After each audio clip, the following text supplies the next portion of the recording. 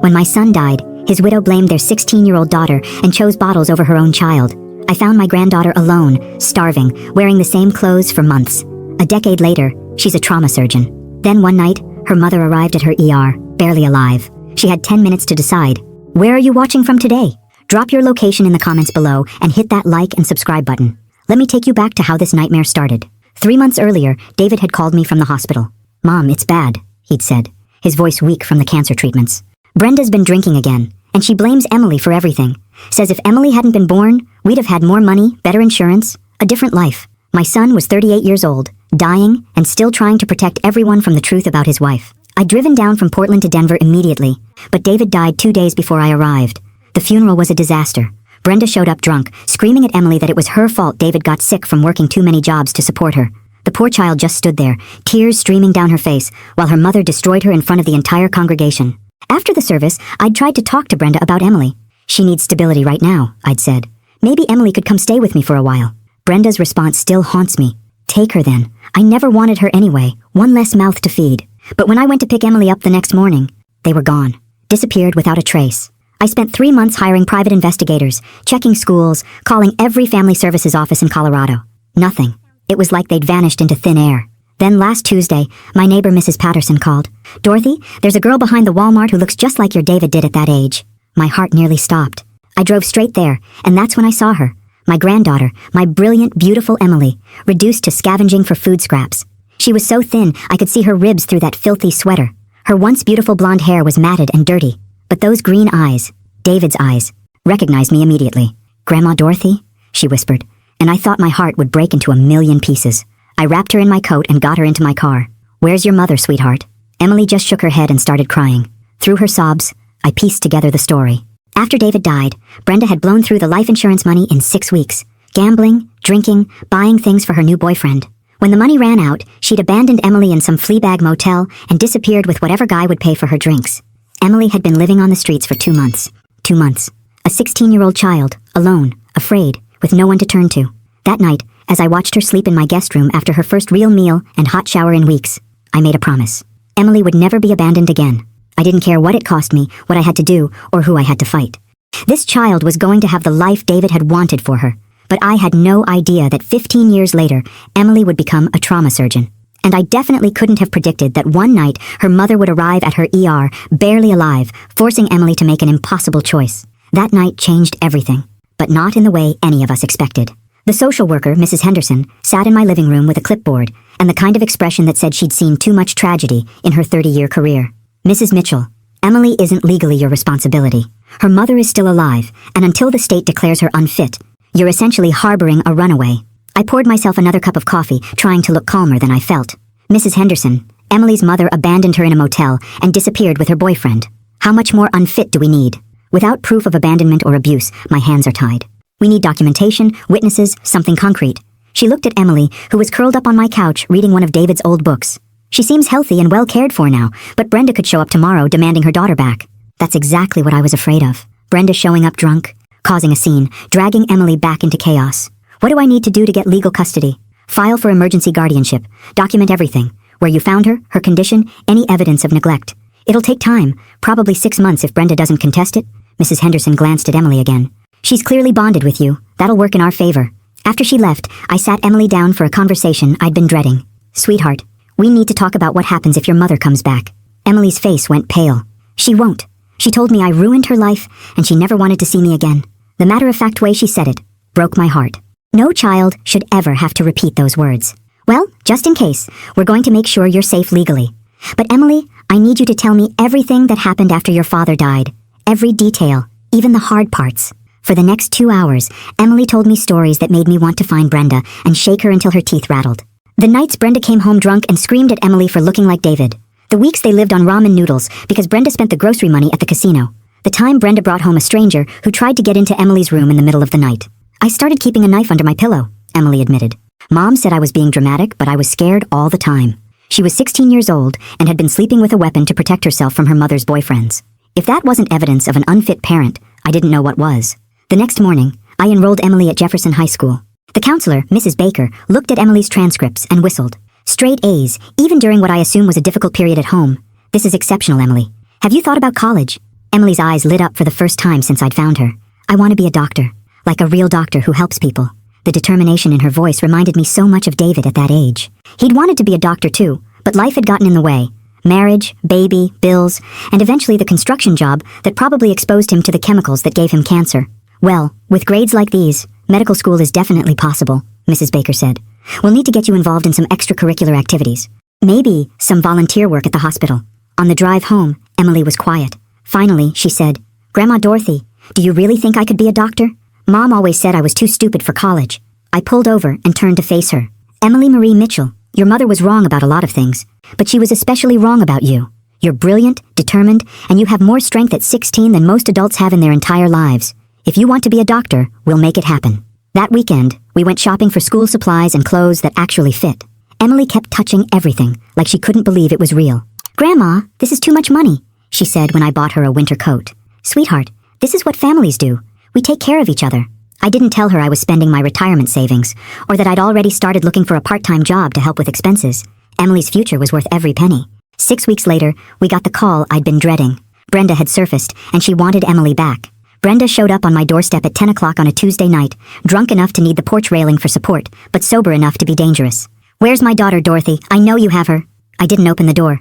Emily's asleep, Brenda. It's a school night. School night? She laughed, a harsh, bitter sound. Since when does she care about school? Emily's been nothing but trouble since David died. I tried to handle her myself, but she's too much work. Too much work. That's how this woman described her own child.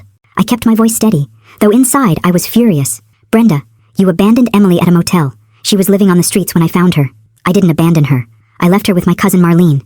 The lie came so easily. I almost admired the skill. Almost. Marlene must have gotten tired of dealing with her attitude. There was no cousin Marlene. Emily had told me everything, and there had been no family member involved.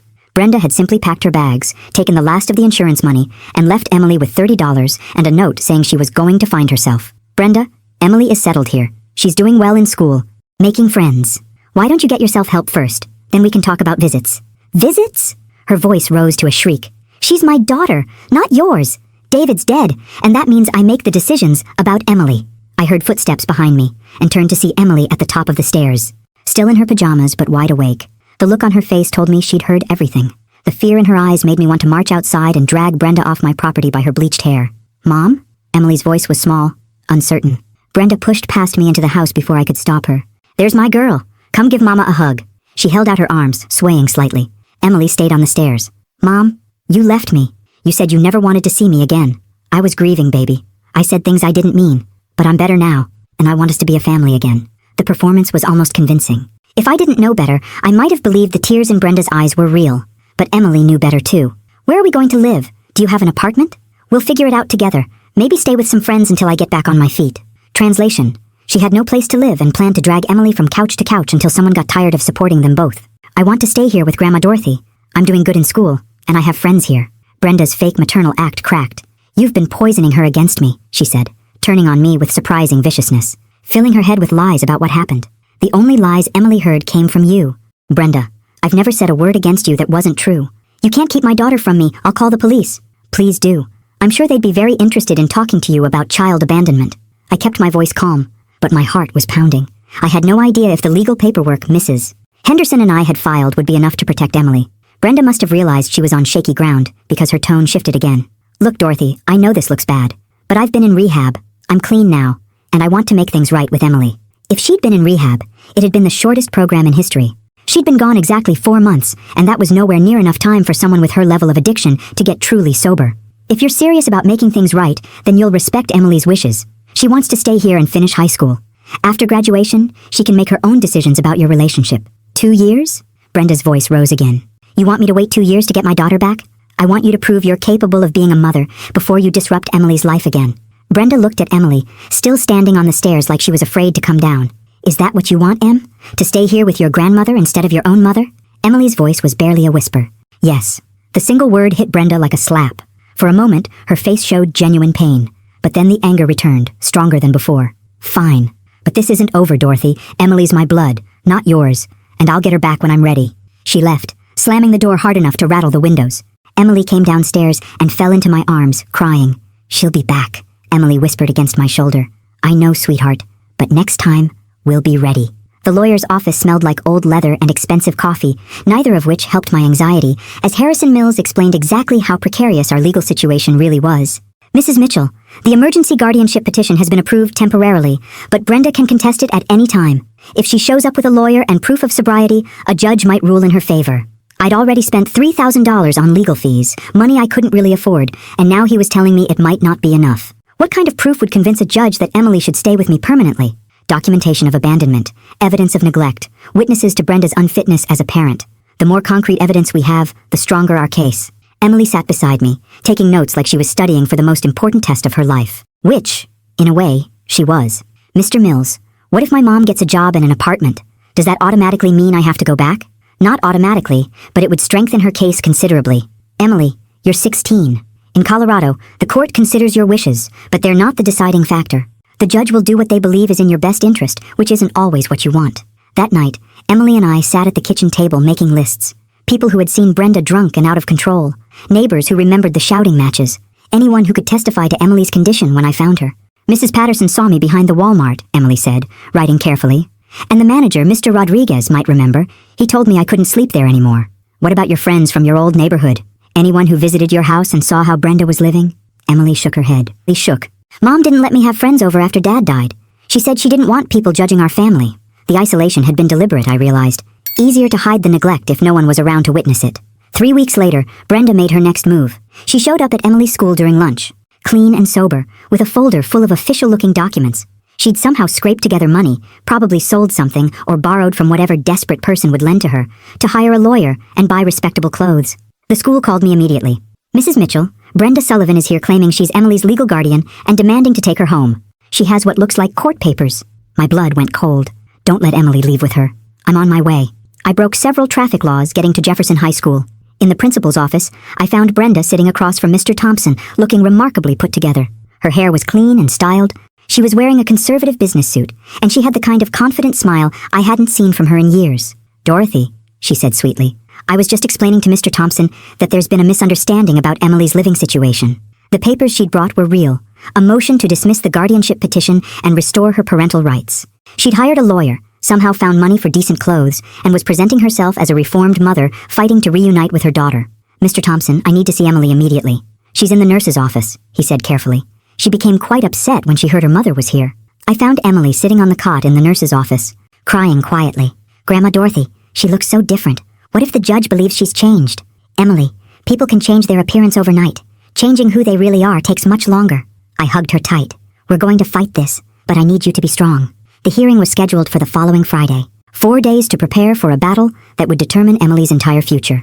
Harrison Mills worked around the clock, gathering statements from neighbors, medical records showing Emily's malnourished condition when I found her, and school records documenting her academic improvement since living with me. But Brenda had been busy too. She'd enrolled in an outpatient alcohol program, found a part-time job at a diner, and rented a small apartment.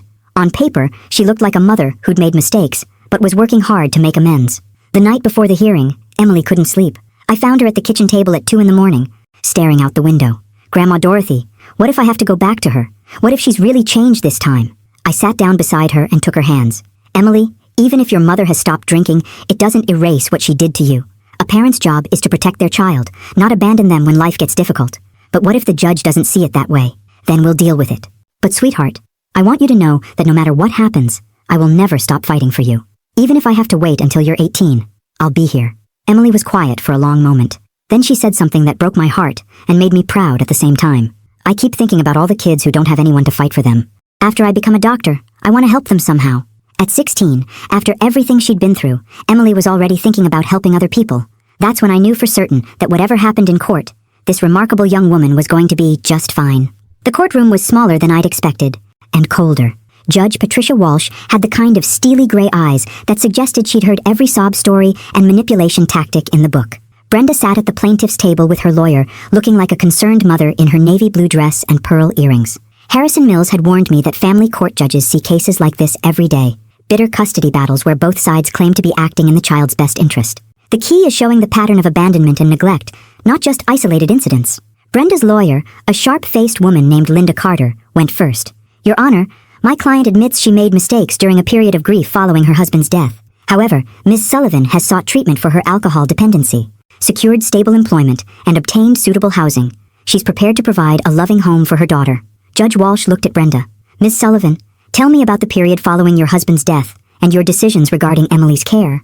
This was where Brenda's performance had to be perfect, and unfortunately, she'd had plenty of practice lying about her parenting. Your Honor, I was devastated by David's death. We'd been married for 19 years, and I didn't know how to function without him. I made some poor choices, I admit that, but I never stopped loving Emily. Can you explain how Emily ended up living on the streets? I was struggling financially and emotionally. I thought Emily would be better off with my cousin Marlene temporarily while I got my life together. When that arrangement didn't work out, Emily ran away before I could make other arrangements. The lies came so smoothly, I almost believed them myself. There was no cousin Marlene, no plan for Emily's care, no intention to get her life together. But Brenda delivered the fiction with just the right amount of remorse and maternal concern. Harrison Mills had prepared me for this. Let her dig herself in deep with the lies. Then we'll present the evidence that contradicts every word. When it was our turn, Harrison called Mrs. Patterson to the stand first. My neighbor testified about finding Emily behind the Walmart, malnourished and wearing clothes she'd clearly worn for weeks. Then came Mr. Rodriguez, the store manager, who remembered Emily sleeping in the parking lot and begging customers for food. The child was desperate, he said, looking directly at Judge Walsh. I've seen homeless adults in better condition. Emily's school counselor testified about the dramatic improvement in her grades and emotional state since living with me. In my 25 years in education, I've rarely seen such a complete transformation. Emily went from a traumatized, undernourished child to a confident young woman with clear goals and academic potential. But the most powerful testimony came from Dr. Rebecca Martinez, the emergency room physician who'd examined Emily when I first brought her in for a checkup. The patient showed signs of prolonged malnutrition, poor hygiene, and what appeared to be chronic stress. Her emotional responses suggested possible trauma. This was not a child who'd been properly cared for. When Harrison called Emily to testify, my heart nearly stopped. We'd practiced this, but seeing her walk to the witness stand in her best dress, looking so young and vulnerable, made me want to grab her and run. Judge Walsh's voice was gentle. Emily, I know this is difficult. I just want to ask you a few questions about your life, before and after moving in with your grandmother. Yes, ma'am. Can you tell me about the last few months you lived with your mother? Emily's voice was steady, but I could see her hands shaking. After my dad died, Mom started drinking more. She would come home late, sometimes with strangers. She stopped buying groceries and said I was old enough to take care of myself. How did you end up at the motel where your grandmother eventually found you? Mom packed my things and said she was going to find herself. She left me $30 and said I was on my own now. Emily paused, then added quietly. She said I reminded her too much of Dad, and it hurt to look at me. I saw Judge Walsh's expression shift slightly. That detail, the cruelty of rejecting a child for resembling her dead father, seemed to hit its mark. Emily, your mother says she left you with a relative who was supposed to care for you. No, ma'am, there was no relative. Mom left me at the Sunset Motel by myself. When Linda Carter cross-examined Emily, she tried to poke holes in her story, suggesting that grief and adolescent rebellion might have colored Emily's memories. But Emily remained calm and consistent. She answered every question honestly, even when it would have been easier to exaggerate or embellish. The hearing lasted 4 hours. When Judge Walsh called for a recess to review the evidence, Harrison squeezed my shoulder. You did good preparation. Emily's testimony was compelling, but I could see the doubt in his eyes. Brenda had presented well, and family courts generally prefer to keep children with biological parents when possible. 20 minutes later, Judge Walsh returned with her decision. This case presents a conflict between parental rights and a child's welfare. While I'm encouraged by Ms. Sullivan's recent efforts toward sobriety and stability, the evidence clearly shows a pattern of abandonment and neglect that placed Emily in serious danger. My heart was pounding so hard I could barely hear the rest. However, I'm not convinced that terminating parental rights is necessary at this time. Instead, I'm awarding temporary custody to Mrs. Mitchell for a period of 1 year, with supervised visitation for Ms. Sullivan, contingent on continued sobriety and completion of parenting classes. It wasn't the complete victory I'd hoped for, but it was enough. Emily would stay with me, finish high school, and have a chance at the future she deserved. As we left the courthouse, Brenda caught up with us in the parking lot. This isn't over, Dorothy. She's my daughter, and one day she'll understand that blood is thicker than water. Emily looked her mother straight in the eye and said, Blood doesn't make someone family, Mom. Love does. It was the last time Emily would see her mother for 15 years. 2 years later, Emily graduated valedictorian from Jefferson High School with a full scholarship to the University of Colorado's pre-med program. The night before she left for college, we sat on the back porch, watching the sunset, both of us pretending we weren't about to cry. Grandma Dorothy, what if I'm not smart enough for medical school? What if I get there and realize I don't belong? I looked at this remarkable young woman who'd survived abandonment, homelessness, and a custody battle that could have destroyed her spirit. Instead, she'd transformed her pain into purpose, her trauma into determination. Emily, you've already survived things that would break most people. Medical school will be challenging, but it won't be harder than what you've already overcome. She leaned against my shoulder the way she used to when she was 16 and afraid. I keep thinking about that night in the motel when Mom left.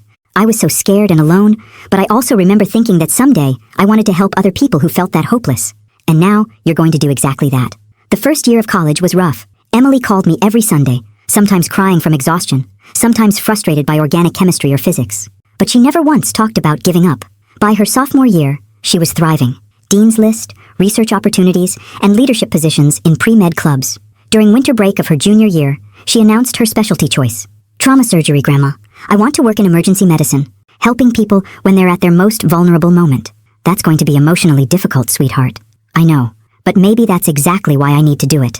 I understand what it feels like when your world falls apart in an instant. Medical school acceptance letters arrived on a Tuesday in March. Emily had applied to 12 programs and been accepted to 10, including her first choice, Denver General's prestigious trauma surgery program. I can't believe this is real, she said, holding the acceptance letter with tears in her eyes.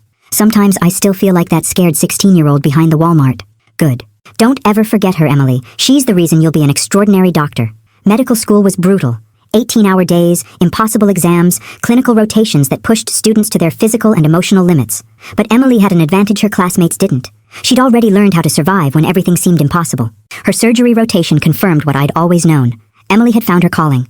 Her supervising physician, Dr. Michael Chen, called me after her first month. Mrs. Mitchell, I've been teaching surgery for 15 years, and I've never seen a medical student with Emily's combination of technical skill and emotional intelligence. She has an extraordinary gift. Emily's residency match day was one of the proudest moments of my life. She'd been matched to Denver General's trauma surgery program, the most competitive surgical specialty at one of the country's best hospitals. 5 years of residency, Grandma? 5 years of basically living at the hospital? And then I'll finally be a real surgeon. You're already real to me, sweetheart. During her 3rd year of residency, Emily met Dr. James Porter, a fellow trauma surgeon 3 years ahead of her in the program. He was brilliant, kind, and completely smitten with my granddaughter. Their wedding was small, but perfect. Emily wore my mother's pearl necklace and carried white roses. David would have been so proud to walk her down the aisle. I'm getting everything I never thought I'd have, Emily whispered to me during their first dance. A career I love, a man who loves me, and the family I chose rather than the one I was born into. By her 5th year of residency, Emily was chief resident, leading a team of junior doctors and handling the most complex trauma cases. Her reputation in the Denver medical community was extraordinary.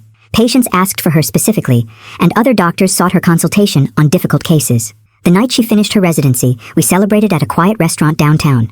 Emily was finally Dr. Emily Porter, board-certified trauma surgeon, and I was the proudest grandmother in Colorado. Grandma Dorothy, do you remember what you said to me that first night when I came to live with you? You said Emily would never be abandoned again. I remember. You kept that promise. But more than that, you taught me what unconditional love looks like. That's what saved me, not the rescue itself. 3 months into her attending physician position, Emily was working a night shift in the trauma bay when the ambulance brought in a patient that would change everything. The woman was unconscious, severely malnourished, and showing signs of liver failure consistent with chronic alcoholism. When Emily looked at the patient's face, she nearly dropped her clipboard. Even after 12 years, even ravaged by addiction and poor health, she recognized her mother immediately. Brenda Sullivan had finally resurfaced, and she was dying. Emily called me from the hospital at 3 a.m, her voice shaking. Grandma Dorothy, she's here. My mother is here, and she's dying. I sat up in bed, instantly awake. What do you mean she's here? In my trauma bay. Ambulance brought her in 20 minutes ago. She's unconscious, liver failure, maybe hours left.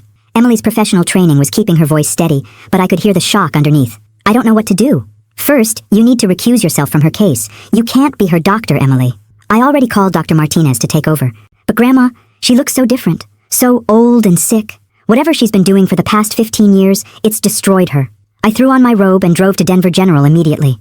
I found Emily in the family consultation room, still in her scrubs, staring at her hands. Talk to me, sweetheart. What exactly is her condition?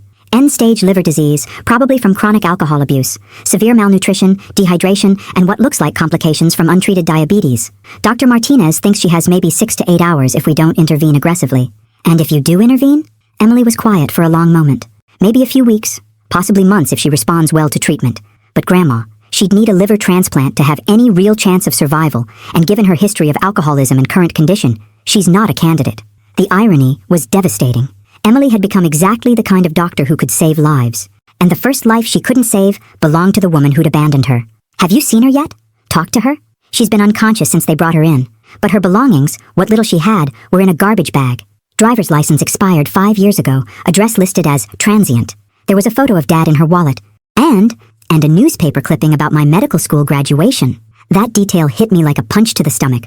For 12 years, I'd assumed Brenda had forgotten about Emily entirely, but she'd kept track, known about medical school, maybe even felt proud. It didn't excuse anything she'd done, but it complicated the simple narrative of complete abandonment. Emily, whatever you decide to do, it has to be your choice. Not mine, not what you think your father would have wanted. Yours. At 6 a.m., Brenda regained consciousness. Emily was in the trauma bay when it happened, checking on another patient. Dr. Martinez called her over. Emily, she's asking for you. She knows you're here. Emily looked through the glass at her mother, hooked up to machines that were keeping her alive. After 12 years of wondering what she'd say if she ever saw Brenda again, the moment had arrived. I'll be right back. Grandma. I watched through the window as Emily approached her mother's bed. Brenda looked ancient, though she was only 54. Her hair was gray and thin, her face gaunt and yellow from liver failure. But her eyes, the same green eyes Emily had inherited from David, were alert and focused on her daughter. I couldn't hear their conversation, but I watched Emily's body language change from professional detachment to something more complicated. Brenda was talking rapidly, her hands gesturing weakly. Emily listened, occasionally nodding, her expression unreadable. After 10 minutes, Emily returned to the consultation room, tears streaming down her face. What did she say, sweetheart? She apologized, said she knew she'd been a terrible mother, that leaving me was the worst thing she'd ever done. She said she'd been following my career from a distance, that she was proud of who I'd become. Emily wiped her eyes. She also said she understood if I couldn't forgive her. How do you feel about that? Angry. Confused. Sad for the time we lost. But also, I don't know, maybe a little relieved? For years I wondered if she ever thought about me, if she ever regretted her choices. Now I know she did. Dr. Martinez appeared in the doorway. Emily, I need to talk to you about treatment options. She's stable for now, but her condition is deteriorating rapidly. The next few hours were a blur of medical consultations, ethical discussions, and impossible decisions. Brenda's liver was shutting down, her kidneys were failing, and her body was giving up after years of abuse. We could put her on dialysis, try to stabilize her for a few weeks, Dr. Martinez explained. But given the extent of organ damage, it would likely just prolong the inevitable. What about comfort care?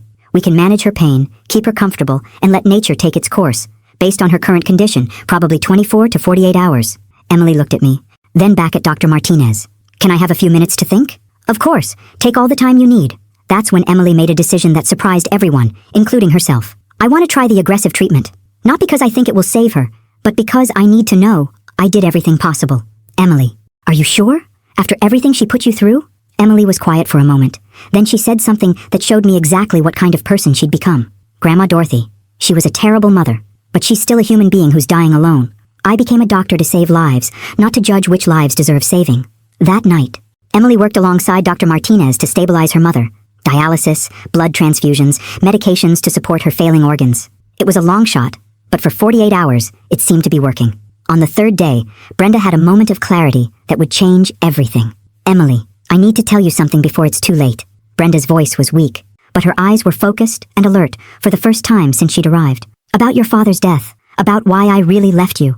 Emily pulled a chair close to her mother's bed. After 3 days of aggressive treatment, Brenda's condition had stabilized enough for lucid conversation, though everyone knew this was likely temporary. Mom, you don't have to explain anything right now. Just rest. No, I do. Because what I'm about to tell you changes everything you think you know about me, about your father, about us. I was sitting in the corner of the room, and Emily looked at me uncertainly. Part of her didn't want to hear whatever confession was coming, but another part needed to understand the woman who'd shaped so much of her life through absence. Your father didn't die from cancer, Emily. The words hit the room like a physical blow. Emily went completely still. What do you mean? I was there during the treatments. I saw the medical records. He had cancer. Yes, but that's not what killed him. Brenda's voice was getting weaker, but she pushed through. Your father was involved with some very dangerous people through his construction work. Money laundering, off-the-books payments, things I didn't understand but should have questioned. Emily's face had gone pale. You're saying Dad was involved in criminal activity? Not willingly, not at first. But when you're desperate for money to pay for cancer treatments, when insurance won't cover experimental procedures, you make choices you never thought you'd make. I felt sick listening to this. David had been such a good man, such a devoted father.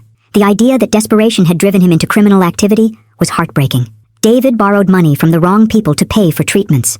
When the cancer came back and he couldn't work anymore, he couldn't repay what he owed. Brenda was crying now, the first real tears I'd seen from her in 20 years. They killed him, Emily. Made it look like a complication from the cancer, but they killed him. That's impossible. The doctors said his organs shut down from the chemotherapy. The doctors didn't know what to look for. It was subtle, something that would mimic organ failure. Brenda reached for Emily's hand with shaking fingers. The night before he died, David told me everything. He said they'd threatened to hurt you next if the debt wasn't paid. Emily pulled her hand away. So you left me? If Dad was killed because of money he owed, your solution was to abandon me? I left you because they told me if I disappeared and stayed gone, they'd consider the debt settled. If I stayed, if I tried to fight for custody or make a scene, they'd come after you. Brenda's voice broke completely. I thought I was protecting you by leaving. The room was silent except for the beeping of monitors. Emily stood up and walked to the window, her back to her mother. Even if that's true, you could have explained. You could have told Grandma Dorothy or the police or someone who would have believed me. A grieving widow claiming her husband was murdered by loan sharks. They covered their tracks perfectly, and I had no proof. So you chose to let me think you abandoned me because you didn't love me. I chose to let you hate me if it meant you'd stay safe. Emily turned around, tears streaming down her face. For 15 years, I thought I wasn't worthy of love. I thought there was something fundamentally wrong with me that made my own mother leave. There was never anything wrong with you, Emily. You were the best thing David and I ever did together, and losing you was the worst punishment I could have faced. Where have you been all this time? Moving around, staying invisible, drinking too much because it was the only way to live with what I'd done. Brenda coughed, and I could see blood on her lips. I kept track of you, though. Newspaper articles, graduation announcements, anything I could find. I was so proud when you became a doctor, but I never thought I'd see you again. Emily sat back down, her professional training warring with her personal emotions. Mom, why are you telling me this now? Because yesterday, one of them was here, in the hospital, asking questions about you. My blood went cold. Emily grabbed her mother's arm. What do you mean someone was here asking about me? Middle-aged man. Expensive suit, said he was from an insurance company, checking on my family for benefits purposes. But I recognized the voice, Emily. It was Tony Marchetti, the man who collected for the people David borrowed from. You think they've found you? I think they never lost track of me, and if they're asking about you now, it means they're considering whether the debt is really settled. Brenda's breathing was becoming labored. Emily, you need to be careful. These aren't people who forget or forgive. Emily looked at me, panic in her eyes. The mother who'd abandoned her was dying, but she might also be the key to understanding a threat we didn't even know existed. What exactly did Dad owe them? How much money are we talking about? $200,000, plus interest that's been compounding for 15 years. By now, probably close to $500,000. Emily stood up again, pacing. This is insane. You're telling me that my father's murder was covered up, that you've been hiding for 12 years, and that now these people might be coming after me? I'm telling you that I made choices that seemed right at the time, but destroyed both our lives. Dr. Martinez appeared in the doorway. Emily, I need to speak with you. Her condition is deteriorating again. As Emily stepped into the hallway for a medical consultation, Brenda looked at me with desperate eyes. Dorothy, you have to protect her. They won't just kill her, they'll make her disappear completely. Emily has no idea how dangerous these people are. Brenda, if this is true, why didn't you go to the FBI years ago? Because they own people in law enforcement too. The only reason I'm telling you now is because I'm dying and they can't hurt me anymore. When Emily returned, her face was grim. Mom, your liver is shutting down again. The dialysis isn't working, and your kidneys are failing. We have maybe hours, not days. Then I need to give you something. Brenda struggled to reach the small bag of belongings beside her bed. There's a safety deposit box, number 247 at First National downtown. The key is taped under the soap dispenser in the bathroom here. What's in the box? Everything David documented about the money laundering. Names, dates, amounts, even some recorded conversations. He was planning to go to the authorities when he got strong enough. Brenda's voice was getting weaker. If something happens to me, if they come for you, that evidence is your only bargaining chip. Emily sat down heavily. In the space of an hour, her entire understanding of her family history had been shattered. Mom, I don't know if I can forgive you for the years we lost. I don't expect you to. But Emily, promise me you'll be careful. Promise me you won't let them destroy your life the way they destroyed ours. 20 minutes later, Brenda slipped into unconsciousness for the final time. Emily held her hand as her vital signs faded, and I watched my granddaughter say goodbye to the woman who'd given her life, abandoned her, and finally, possibly, saved her again. 3 days after Brenda's death, Emily found the safety deposit box key exactly where her mother had said it would be. We drove to First National Bank together, both of us nervous about what we might discover. The box contained documents that confirmed every word of Brenda's story. David's medical bills, loan agreements with obviously false names, bank records showing payments to construction companies that didn't exist, and most damning of all, recordings of conversations between David and men discussing money that needed to be cleaned through construction projects. My father really was involved in money laundering, Emily said, staring at a ledger in David's handwriting. Look at these amounts. Hundreds of thousands of dollars flowing through his business accounts. The recordings were the most chilling evidence. David's voice, weak from cancer treatments, discussing payment schedules with men who spoke in coded language about solving problems and handling situations. Emily, we need to take this to the authorities immediately. And tell them what? That my dead father was laundering money for criminals 12 years ago? That my recently deceased alcoholic mother claimed he was murdered? Emily was trying to think like a doctor, analyzing the evidence objectively. Who's going to believe this? That question was answered the next morning when Emily arrived at work to find 2 FBI agents waiting in her office. Dr. Porter, I'm Agent Sarah Collins. This is Agent Mark Rodriguez. We'd like to speak with you about your mother's death and some inquiries that have been made about your family. Emily's face went pale, but her voice remained steady. What kind of inquiries? A man named Anthony Marchetti has been asking questions about Brenda Sullivan's family connections. Mr. Marchetti is a person of interest in several ongoing investigations related to money laundering and racketeering. So Brenda had been right. The man who'd visited the hospital was exactly who she thought he was. Agent Collins, I think there are some things you need to see. Emily made copies of everything from the safety deposit box and turned them over to the FBI. The agents spent 3 hours reviewing the documents and recordings, their expressions growing more serious with each piece of evidence. Dr. Porter, this information could be extremely valuable to our investigation, but it also puts you in considerable danger. Agent Rodriguez leaned forward. These people don't consider debt settled just because time has passed. What exactly are you saying? We're saying that if Anthony Marchetti and his associates believe you have information that could implicate them, or if they think you might have access to money they believe belongs to them, they won't hesitate to eliminate that threat. Emily sat back in her chair. So my mother was right. She did leave to protect me. It appears so. But Dr. Porter, 15 years have passed. The statute of limitations has expired on most financial crimes, and many of the people involved in these activities are dead or in prison. The current threat level is difficult to assess. Agent Collins opened a folder. We can offer you protective custody while we investigate the current status of these criminal organizations. Protective custody means leaving my job, my life, my husband. For how long? Potentially months, possibly longer.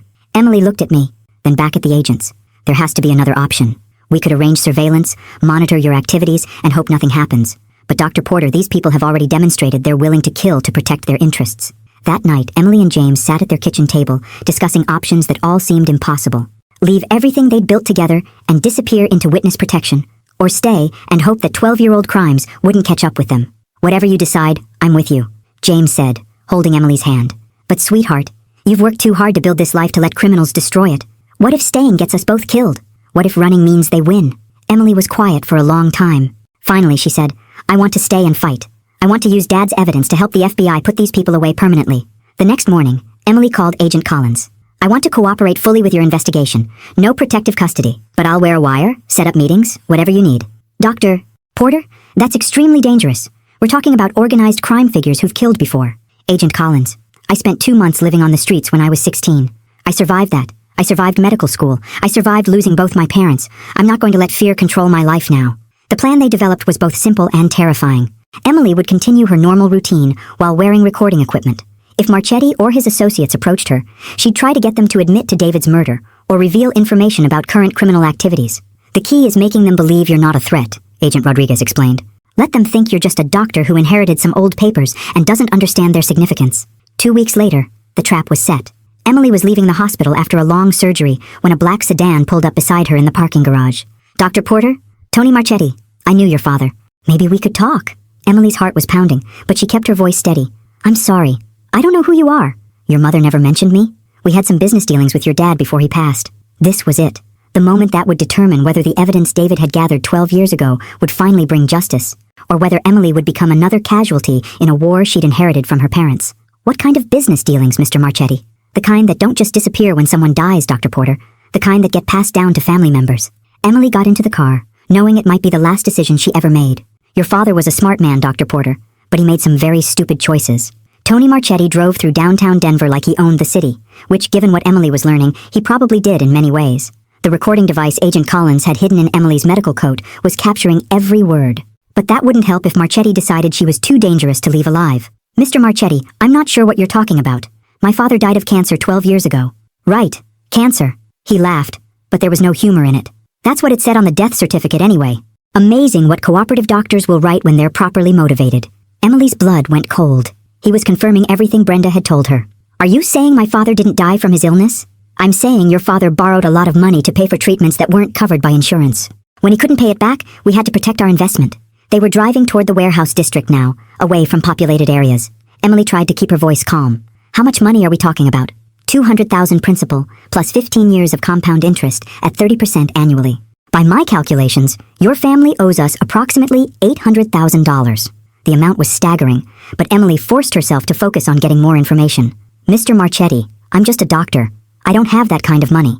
But you have something more valuable, Dr. Porter. You have access to information that could be very damaging to some very important people. I don't understand. Marchetti pulled into an abandoned warehouse and parked. Your father was documenting our business relationship, recording conversations, keeping records of transactions. We know he hid that evidence somewhere before he died.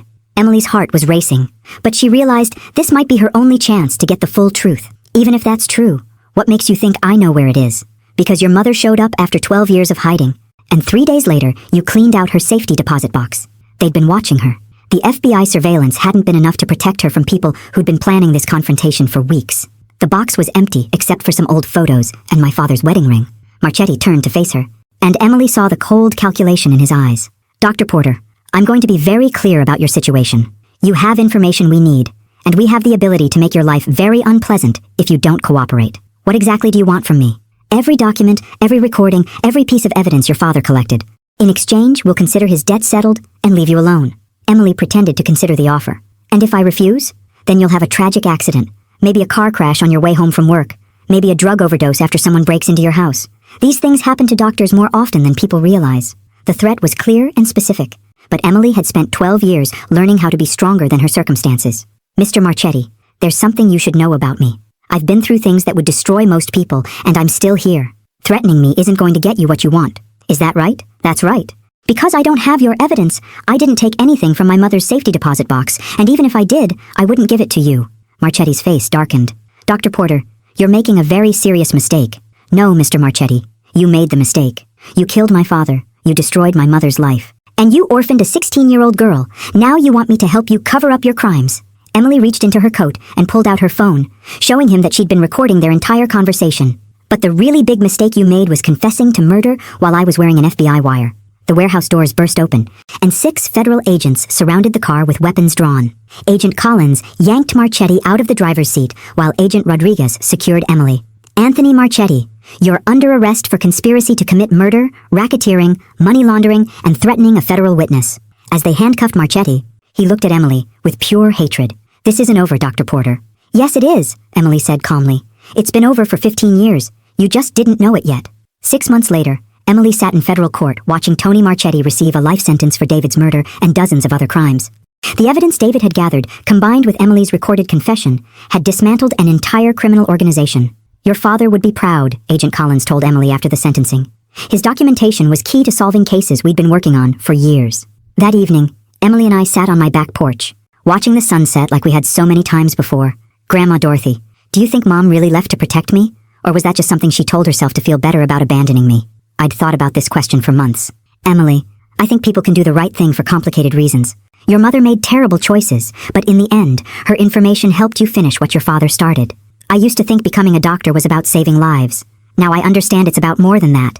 It's about justice, about protecting people who can't protect themselves. Emily had already started working with a foundation that provided medical care to homeless teenagers. Her experience had given her unique insight into the struggles of abandoned children, and she was using her success to help others who'd faced similar trauma. What about Brenda? Can you forgive her now that you know the truth? Emily was quiet for a long time. I can understand her choices without forgiving the damage they caused. She let me believe I was unlovable for 15 years. That's not something you just forget. But I'm grateful she came back when she did. If she hadn't told me the truth, Marchetti might have succeeded in making me disappear. A year later, Emily was named Chief of Trauma Surgery at Denver General, the youngest department head in the hospital's history. Her acceptance speech mentioned the importance of second chances, the power of chosen family, and the responsibility that comes with surviving what others don't. As I watched her address the medical staff, I thought about the scared 16-year-old I'd found behind a Walmart 15 years earlier. That girl had become a woman who saved lives, fought criminals, and turned her deepest pain into purpose. Emily never did reconcile with Brenda's memory completely, but she did have David's name engraved on a plaque in the hospital's memorial garden, honoring him as a father who made difficult choices to save his daughter's life. The inscription read simply, David Mitchell, father, protector, hero. His love saved more lives than he ever knew. Sometimes the best revenge isn't getting even. It's becoming everything your enemies never thought you could be, and using that success to make sure no one else suffers what you endured. Emily kept that promise every day, one patient at a time. Thanks for listening. Don't forget to subscribe and feel free to share your story in the comments. Your voice matters.